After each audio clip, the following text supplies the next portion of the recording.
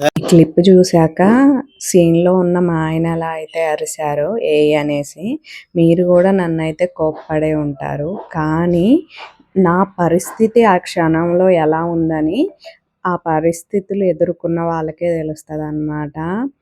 ఈరోజైతే నేను బొబ్బట్లు చేద్దామని ప్లాన్ చేశానండి. ఉగాదొస్తుంది కాబట్టి వీడియో షూట్ చేసి పెడదామని. చక్కగా బానే కలిపాను. బట్ మైనస్ ఎక్కడయింది అంటే, నేను ప్రాసెస్ అంతా చేశాక చాలా డిలే చేశాననమాట.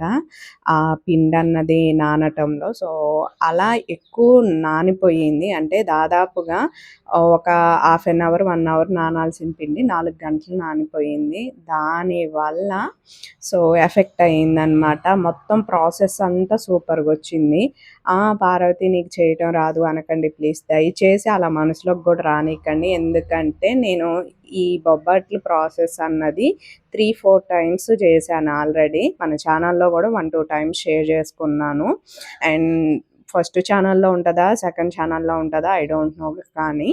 అండ్ తర్వాతొచ్చి పూర్ణాలు పిండి ప్రాసెస్ లెక్కే ఉంటది సేమ్. పూర్ణాలు నేను చేసిన దాన్నే మన వీడియోస్‌లో ఫెస్టివల్స్ అప్పుడు మీరు చూసే ఉంటారు. కానీ ఎక్కువగా ఏంటంటే గోధుమ పిండి నానిపోవటం వల్ల, సాఫ్ట్‌నెస్ రావటం వల్ల ఇంట్లో పిండన్నది లేపోవటం ఇలా ఎఫెక్ట్ ఒకదాని తర్వాత ఒకటి బాగా వచ్చి, ఒకటికి 4 సార్లు, 4, 5 సార్లు చేసి ఏడుపండి. ఎందుకో తెలుసా? ఈ ప్రాసెస్‌కి మనం చాలా టైం వెచ్చించాలి. నేను చాలా చక్కగా చేయొచ్చని మరింత పప్పు ఉడకబెట్టి అంతా చేసిన తర్వాత ఇలా అయితే ఆ పెయిన్ ఎలా ఉంటదో ఆలోచించండి. సో, తప్పుగా అయితే అనుకోవద్దు గానీ, నేను ఈ వీడియో పోస్ట్ చేయటానికి మరి రాట్లేదంటున్నావు గదక్క వీడియో ఎలా పోస్ట్ చేసినవు అనుకోవచ్చు మీరు.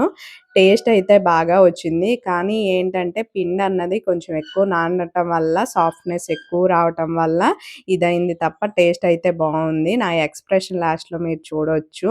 అండ్ ఈ వీడియో ఫెయిల్ అయినా మీరైతే సపోర్ట్ చేయండి.